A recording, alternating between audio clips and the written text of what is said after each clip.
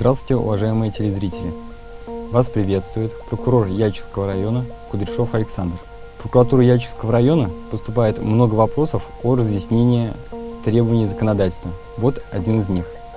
Что делать, если неизвестно место проживания родителя, уклоняющегося от уплаты средств на содержание детей?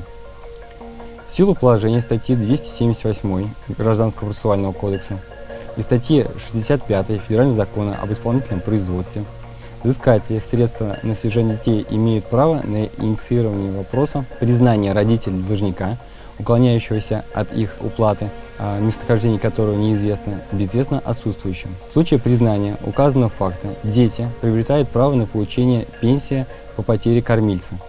Судебный пристав-исполнитель в ходе исполнительного производства по заявлению взыскателя либо по своей инициативе обязан объявить исполнительный розыск должника и его имущества.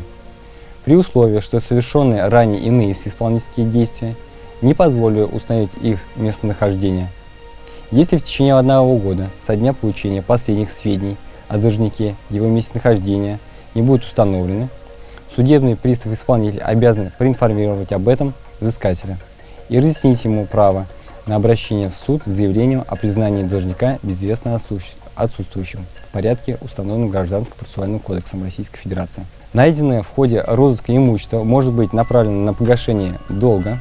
При этом решение суда об удовлетворении заявления взыскателя не освобождает должника от обязанности по уплате средств на содержание детей. Решение суда и другие документы для оформления на детей пенсии по потере кормильца представляются в территориальное отделение Пенсионного фонда по месту их жительства. Вот другой вопрос, который поступил в прокуратуру Яльчевского района. Каковы сроки обращения работника в суд с требованиями о компенсации морального вреда в случае признания судом нарушения его трудовых прав? Федеральным законом от 5 апреля 2021 года внесены изменения в статью 391 и статью 392 Трудового кодекса Российской Федерации.